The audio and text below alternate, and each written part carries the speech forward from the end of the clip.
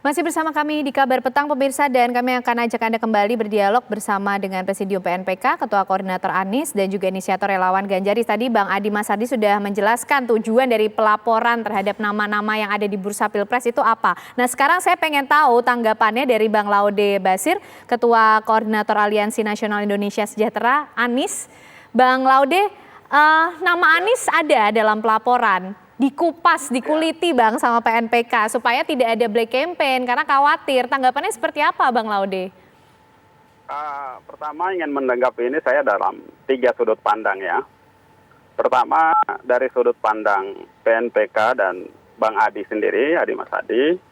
Ya kita tahu ini kan lembaga ataupun kumpulan mereka-mereka yang sangat komit terhadap pemberantasan korupsi. Yang kedua, Bang Adi ini kan jelas track record-nya sebagai aktivis sosial, aktivis pro-demokrasi kan gitu ya. Pada bagaimana membangun demokrasi yang substansial di Indonesia kita sudah tahu juga track record beliau ya. Sangat punya nama kan gitu ya, baik, punya integritas.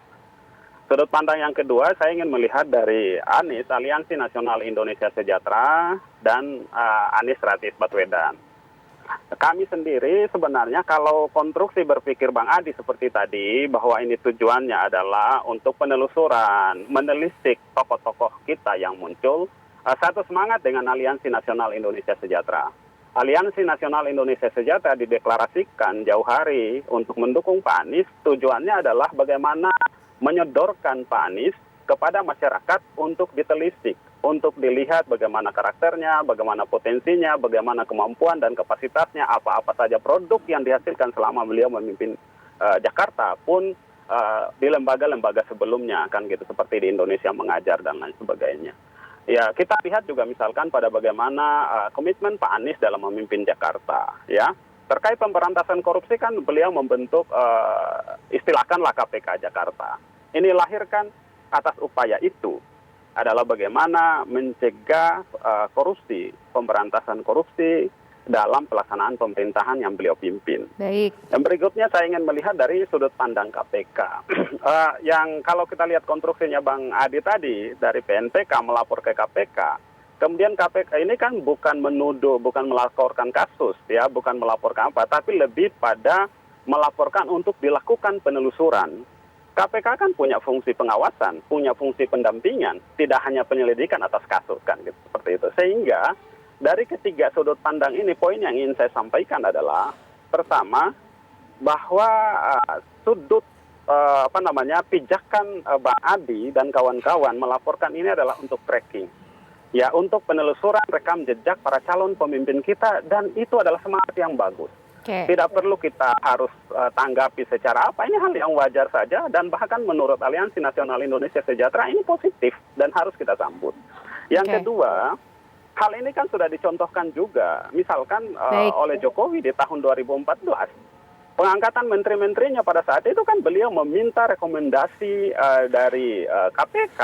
Kalau tidak salah, Bang Adi tolong koreksi, pimpinan KPK saat itu Pak Abraham Samad.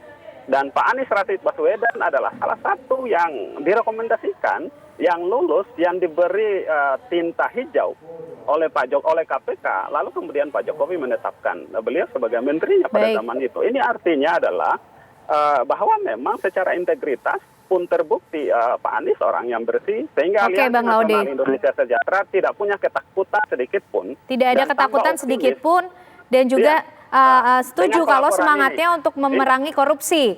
Oke. Iya. Kalau gitu saya mau bergeser dulu, saya pengen tahu tanggapannya juga dari Bang Mas Jopray, inisiator relawan Ganjaris, karena Ganjar Pranowo ini juga ikut dilaporkan oleh PNPK atas kasus proyek EKTP. Tanggapannya seperti apa Bang Mas Jo? Ya, terima kasih. Saya pikir ini bukan hal baru ya. Ketika Ganjaris berdiri pun kita tidak semata-mata langsung mengusung Pak Ganjar, tidak, karena memang kami juga sudah meneliti bahwa apa yang dituduhkan itu hanyalah isapan jempol semata, karena memang Pak Ganjar ini sudah berapa kali dimintai keterangan di KPK sebagai saksi, dan yang bersalah terhadap kasus itu sekarang sudah mendekam di Sukamiskin.